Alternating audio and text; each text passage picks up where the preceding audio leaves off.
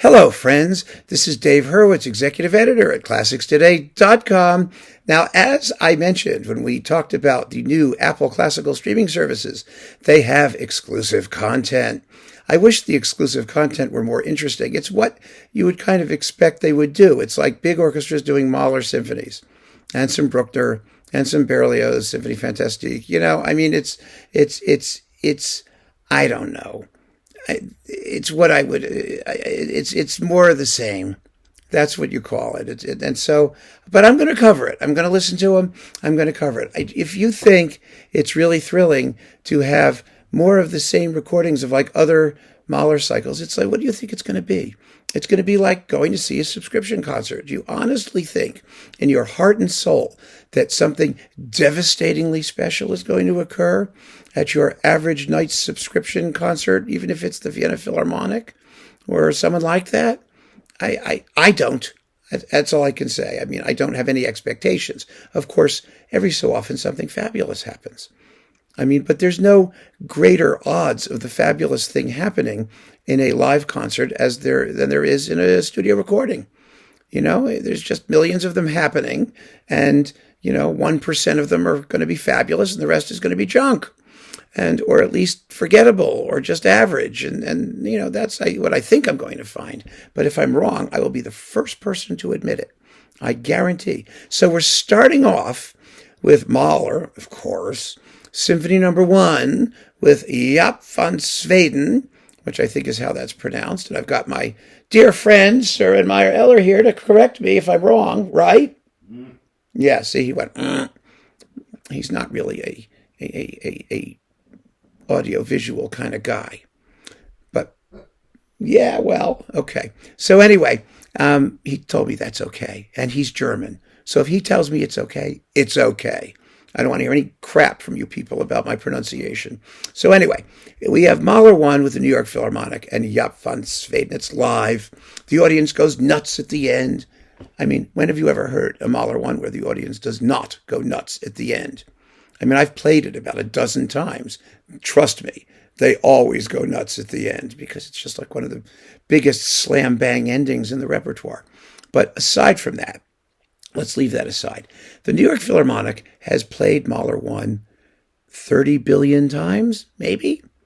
30,475,867,402.7 times. And I've been at most of those performances. I've seen a lot of them. I saw Bernstein do it 4 or 5 times. I've seen Maida do it. I've seen Mazur do it. I've seen everybody do it. I've seen what's his name do it? The weird guy who died? Lauren Mazel. That's him. And, they all do it. And so the New York Philharmonic as an orchestra knows it about 50,000 billion trillion times better than any conductor who is ever going to stand before them. And I would be shocked to hear them do a bad Mahler 1. And they don't. They don't. It's a very good Mahler 1. It's a good, solid subscription night at the Symphony Mahler 1. Those of you who like that, I recommend it accordingly. It's a good performance. Van Zweden has ideas, a couple of them. They're not ideas that, run contrary to what the music wants to do.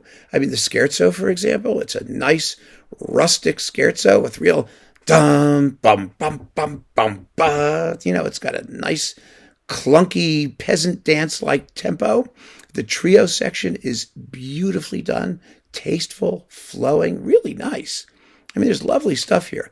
The first movement, I'm starting with the scherzo because that was like one of the most memorable things in the performance. The first movement is perfectly normal. It wakes up the way it's supposed to wake up. It has a nice big climax at the end, and it's exciting. The funeral march, it's a little bit on the slow side. It's about 11 minutes and a bit. And I tend to prefer a slightly quicker tempo just because, it has to move. It's not dum, bum, bum, bum. I like a dum, bum, bum, bum, do, do, do, do, do. It gives it a more parodistic kind of edge, but it's very beautifully played. It's really well played and clear. The textures are nice and transparent. The New York Philharmonic knows how to make a Mahler sound. They're one of the three great Mahler orchestras, the other two being the Concertgebouw and the Czech Phil. And they really know that music. Remember, they played it under Mahler, for heaven's sake. And so the finale erupts eruptively. It's noisy and it's stürmisch bewegt. Did I say that right? Stürmisch. Sorry. There we go. So yes, it's stürmisch.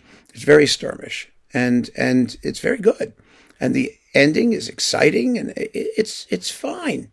It's just fine. I just don't really see that there's much necessity for having another decent Mahler 1 out there.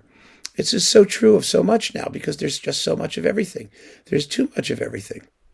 And if you, like me, collect this stuff and you've got, 2 or 3 dozen Mahler 1s sitting around in your collection, and like my good friend, Søren Meyer-Eller, whose collection we see behind me, he has his 2 or 3 dozen Mahler 1s sitting here. These are double depth shelves.